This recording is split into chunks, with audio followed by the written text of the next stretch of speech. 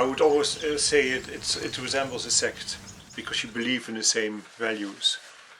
And if you fit in a sect, then it's a happy experience, because you feel you're part of a social group in an intimate way.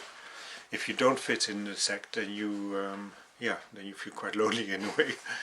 When I worked with them, I worked on a couple of projects, but in one project I was surrounded by some veterans animators. We were developing the storyboard of a new film, and they would all the time say things like, "Oh, and that reminds me of, in Bambi when he jumps into the forest and there's the fire and so on. Oh, yeah.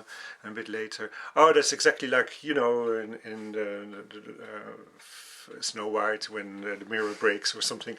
So in other words, they know every film in the smallest detail, and they like recognizing similarities with the films that they know.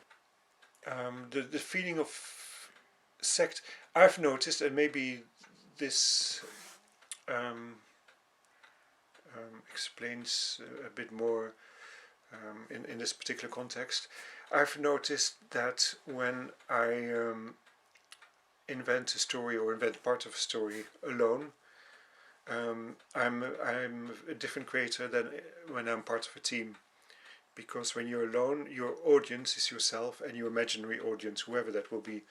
When you work together with a small team, which I did with Disney, we were 7 or 8 storyboard artists, because I knew I would show my ideas to the other artists at the end of the day or at the end of 2 days, and hopefully get their approval. I was immediately, whether I liked it or not, I was using them as my audience.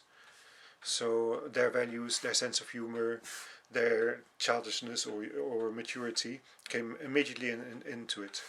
I wanted to please them, because together we were making projects, and in a wider sense we were thinking of what an audience will like as much as possible.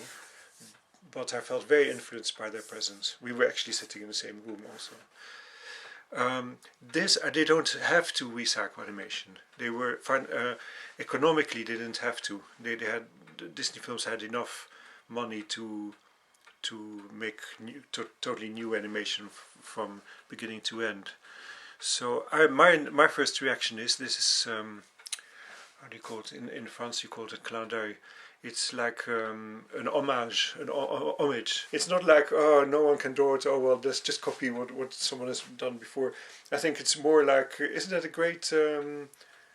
a great in-joke almost from, we all know that bit, let's celebrate it. the relative realistic movement of the whole thing, they may even have used a model, because it's so incredibly realistic, literally a child performing that action. The realistic movement of it appeals a lot to me, so I would stay in that area. I would not cartoonize him, which I like too, but in this case I would like to keep him realistic.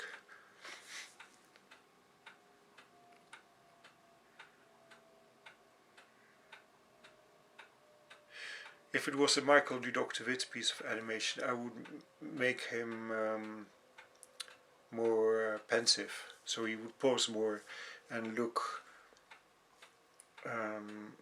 at the distance more, because he keeps busy. He looks at ground, he throws a stone, he talks and jumps off, walks on, talks and so on, and it works well there. I just like when the character is busy and then stops and looks at the horizon or at the sky or something further away.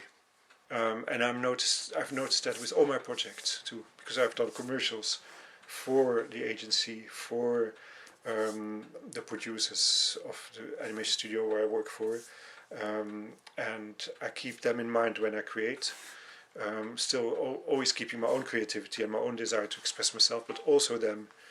And I've made films where no one told me anything about what I should make, even about the length of the film or anything, where it was purely coming from my own center, and that felt very differently. And to be honest, the latter category was more satisfying.